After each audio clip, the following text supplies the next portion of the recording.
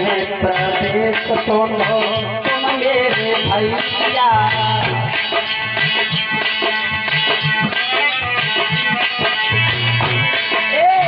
कहे प्रदेश सुनो तुम मेरे भैया। सोचता हूँ आज तो गया सुबह करके अपने बाबुल से बोली, बाबुल मैं तो जा रही हूँ। आज मैया के गले से लग करके बोली, माँ मैं तुझे छोड़ करके जा रही हूँ। सहेलियों के साथ में रो करके बोली, अब कब मिलोगी?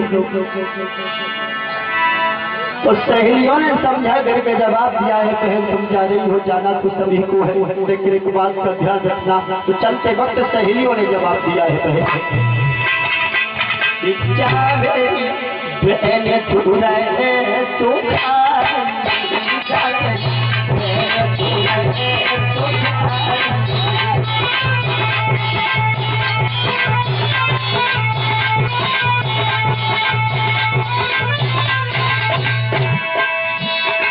समझा करके बोली, क्या मेरी बहन तू है सुधारी, छुट्टी है परिवार रामा, छुट्टी है परिवार और साथ सब की सेवा करियो, जय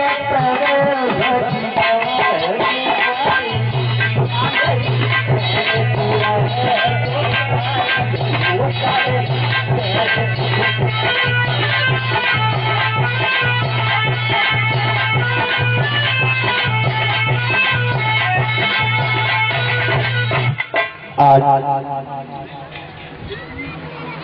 चल देती है देवयानी भागवत को श्रोताओं।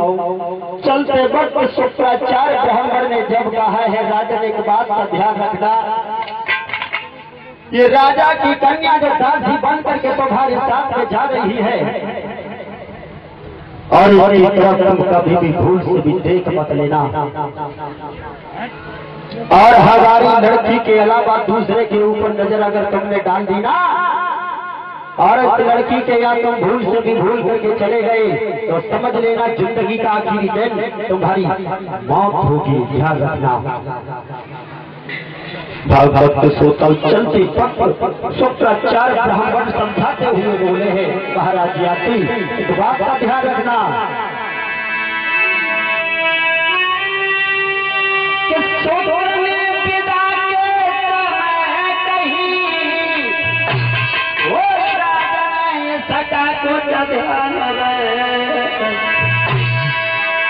और मेरी बेटी सत्य मरियो दासी से भूल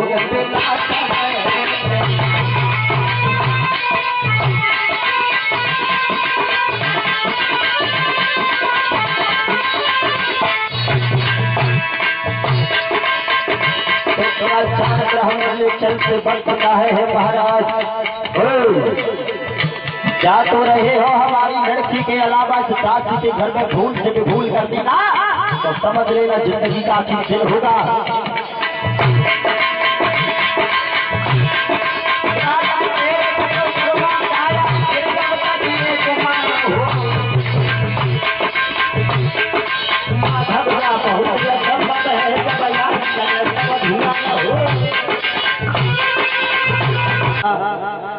एक बार महाराज यात्री घोड़ा पर सवार हो, यात्री ने जवाब दिया है, क्या करूं शुक्राचार्य ब्राह्मण का डर है। उन्होंने ये तो नहीं कहा कि तुम्हारे घर हमारे घर में आकर के तुम खाना पीना भी मत खाना। आज सर्वेष्ठा ने महाराज यात्री को ऐसे वचन में बांध दिया है। जवाब दिया है, प्रभु सिर्फ हमें एक बात बताइए, जो दहेज में चीज मिलती है दूल्हे का अधिकार होता है या दुल्हन का? जवाब दिया है दूल्हे का अधिकार होता है। तो सर्वेष्ठा ने जवाब दिया है, हम तो तुम्हें दहेज में मिली हो, हमारे ऊपर तुम्हारा अधिकार है, आप हमारे घर में आकर के थोड़ा विश्राम करो और हमारे हाथ से भोजन ग्रहण करो। भागवत के श्रोताओं, धीरे धीरे समय व्यतीत होने के बाद महाराज यात्री शर्मिष्ठा के घर में आने जाने लगे, और महाराज धीरा कहती है नाराज से, जब भगवान कन्हैया की जब दीवानी हो जाती है तो मीरा रानी से बोली, ये राणा जी तेरे महलों में आ गई, ये राणा जी तेरे महलों में आ गई।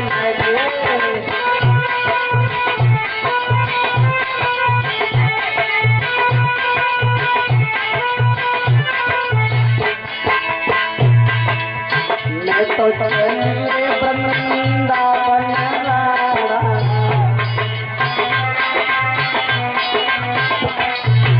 बोलो, सभी लोग बोलो, कोई बात नहीं। इस कीर्तन के बाद हम तुमसे नहीं कहेंगे, हम जानते हैं आप लोग हमसे झगड़ा कर रहे हो। कीर्तन नहीं बोला जाता है। बोलो, मैं तो मेरे वृंदावन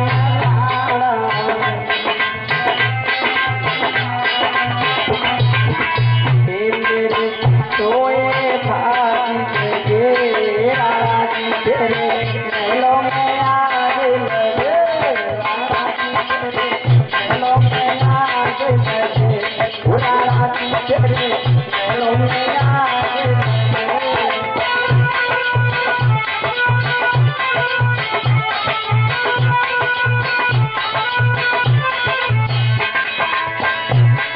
मीरा बोलिए, मुझे तुम्हारी ये बहन नहीं चाहिए, मैं तो भगवान की दीवानी बन करके रहूंगी। ना चाहिए रे तेरा दोनों चांदी,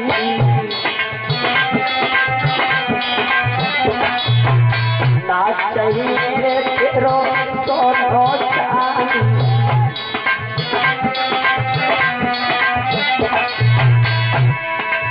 ओ मेरे सोए भाई राणा जी तेरे महलों में आ गए, राणा जी तेरे महलों में आ गए।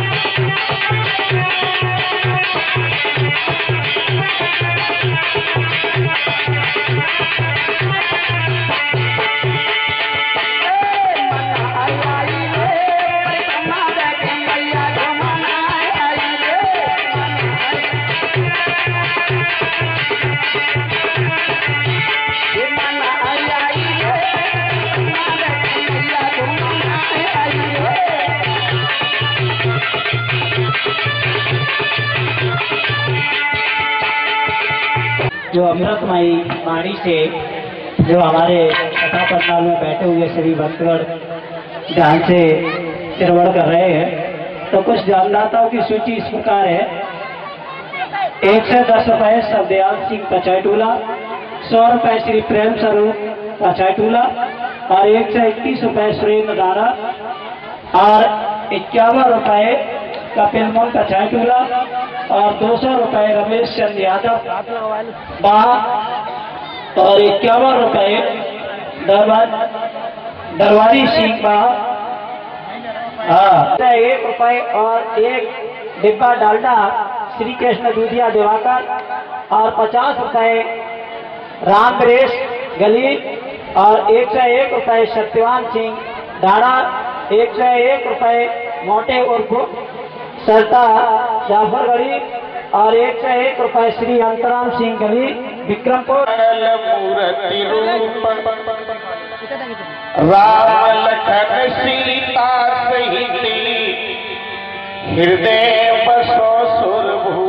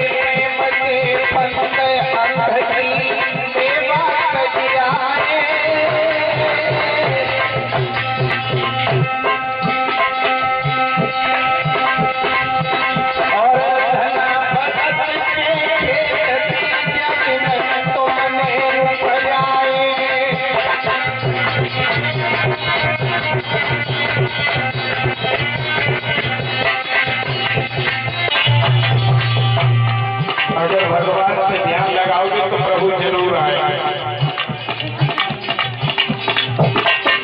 और प्रभु जरूर आएंगे। बात प्रभु का आएंगे, लेकिन अगर प्रभु से ध्यान नहीं लगाओगे, तर्क के तर्क करोगे तो क्या होगा?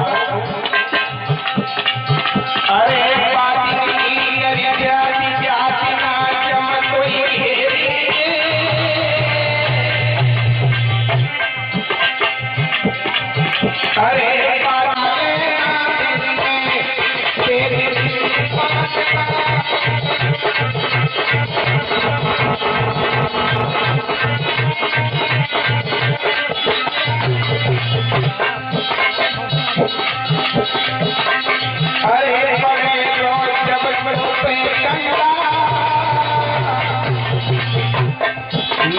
देखा जाएगा क्या जाएगा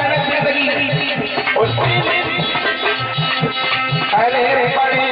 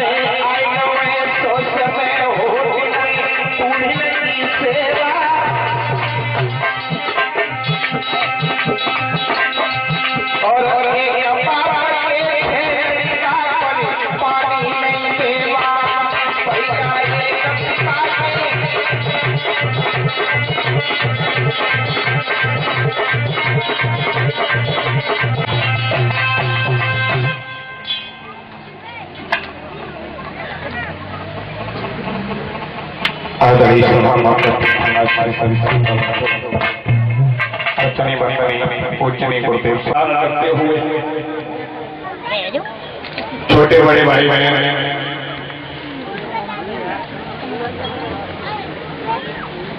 पिता तुल्य बुजुर्गों और हमारी सभी माताएं आज श्रीमद् भागवत कथा का ये पंचम दिन 5वां दिवस भगवान की रक्षाई कथाओं को चलते हुए आज 5वां दिन है। बड़े प्रेम से भगवान की कथाओं का श्रवण किया। इसी बीच भैया ये भैया विमलेश की तरफ से 111 रुपए का माल्यार्पण कर स्वागत और सम्मान किया गया हमारा और हमारे छोटे भाई रमेश का। और हुए जिनमें सबसे बड़े थे नंद बाबा। नहीं बेटा सूर से और ये सूर से आपके बटेश्वर के राजा सूरसेन एक बड़े अच्छे राजा,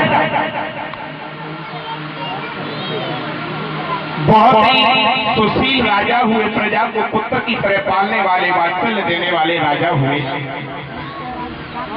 भक्तों, इसी बीच मथुरा नगरिया के बीच राजा हुए जिनका नाम है उग्रसेन।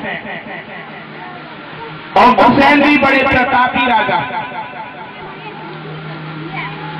लेकिन विधि का विधान है घर में किसी पुत्र ने जन्म नहीं लिया।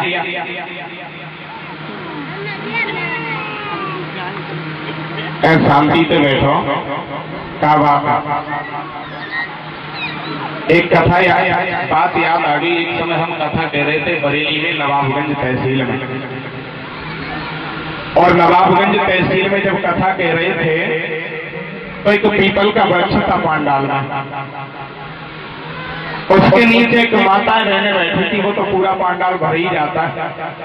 शाम का समय था, रात्रि 8 बजे से कथा आरंभ होती थी। 8 बजे कथा आरंभ होती थी रात में, जो 11 साढ़े 11 बजे तक चलती थी। तो कथा आरंभ हुई, बड़े प्रेम से कथा कह रहे थे। तब तक मेरे भैया, पीपल का स्वभाव होता है कि पत्ता टूट टूट के गिरते रहते हैं।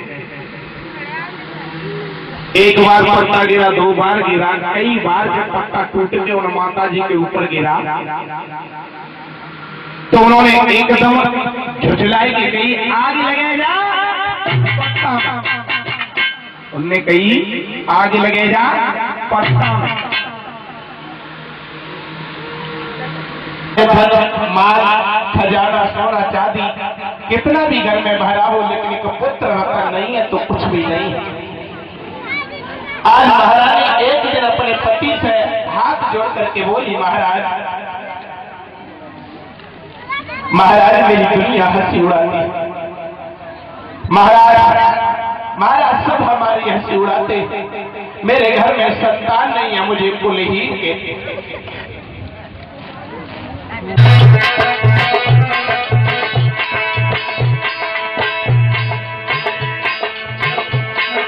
कोई दुखी मान से, कोई अपमान से, कोई दुखी संतान को, कोई संतान से।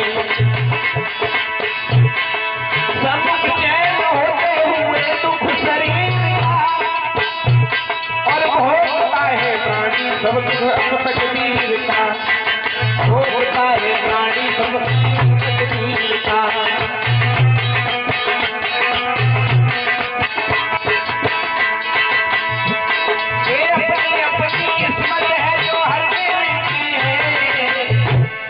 किसी न किसी बात से हर कोई दुखी है, किसी न किसी बात से हर कोई दुखी है। मेरे सामने तुझे देखे है कौन बड़ा हिम्मत वाला।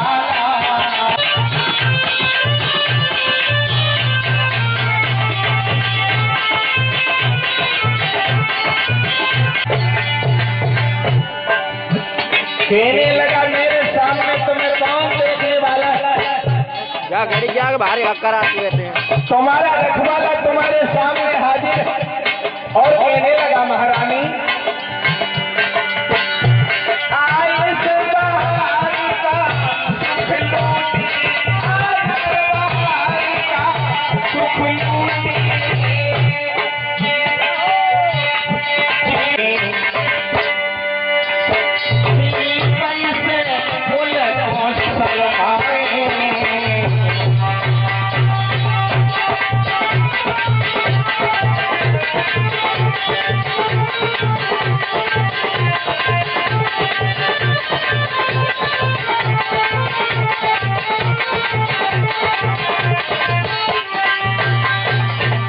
कहने लगी, क्यों रो रही हो? महारानी रोवा ना, हम तुम्हारे पास है, तुम्हारी रक्षा।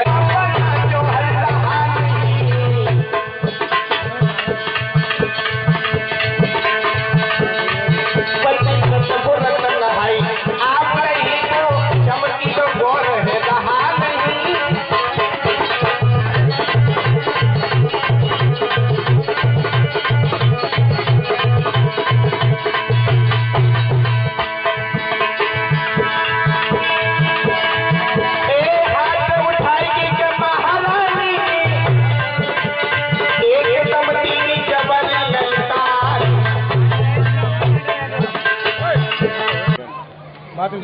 भक्तों, धीरे धीरे धीरे धीरे समय बीतता चला और जब गर्भ का समय पूर्ण हुआ तो 9 महीने बाद भक्तों एक वही समय आ गया जिसकी प्रतीक्षा थी महारानी को कई दिनों से। भक्तों, और उस बालक के जन्म का समय आया और उसके पैदा होते ही भक्तों बड़ा विशाल होते उस बालक के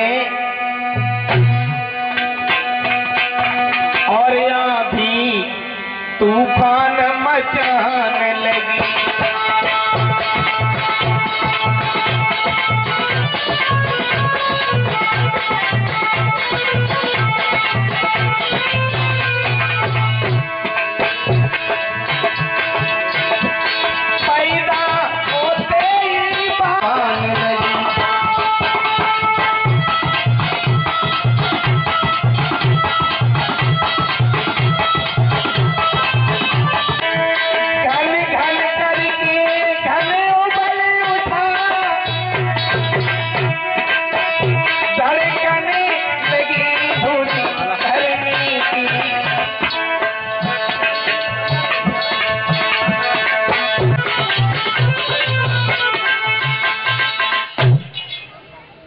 इसी बीच हिमालय अर्पण कर स्वागत सम्मान किया गया है श्रीमान परमानंद जी दुकानदार जी की तरफ से। भगवान इन्हें हमेशा खुश रखे, शांति प्रदान करे, प्रभु इन्हें हमेशा सद्बुद्धि के मार्ग पर चलाए।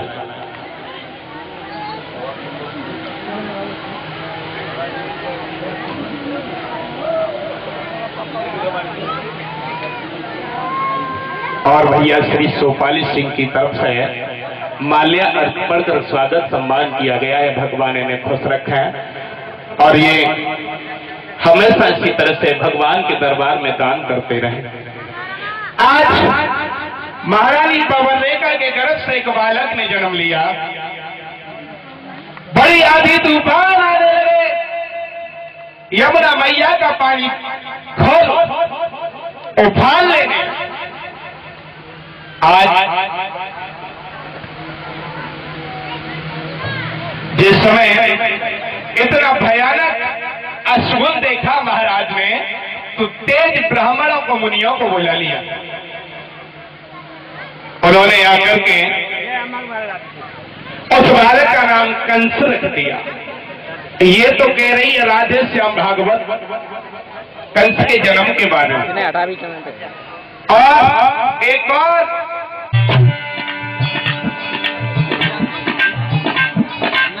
भैया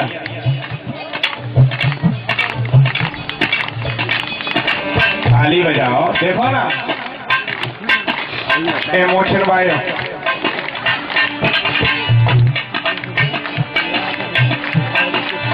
ताली बजाओ। 5वां दिन है, 2 दिन की बात हो रहा है, परेशान हो बोलो। ले चली पल्ली पार, ये नैया ले चली पल्ली पार।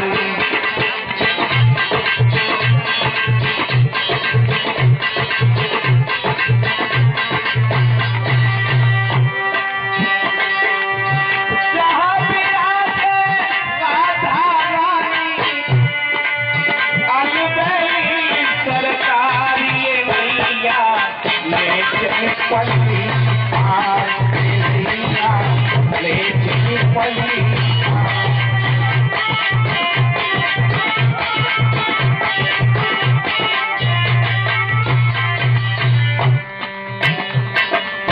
घोड़े अब घोड़े सब तेरे अर्पण घोड़े अब घोड़े बोला घोड़े अब घोड़े सब तेरे अर्पण घोड़े अब घोड़े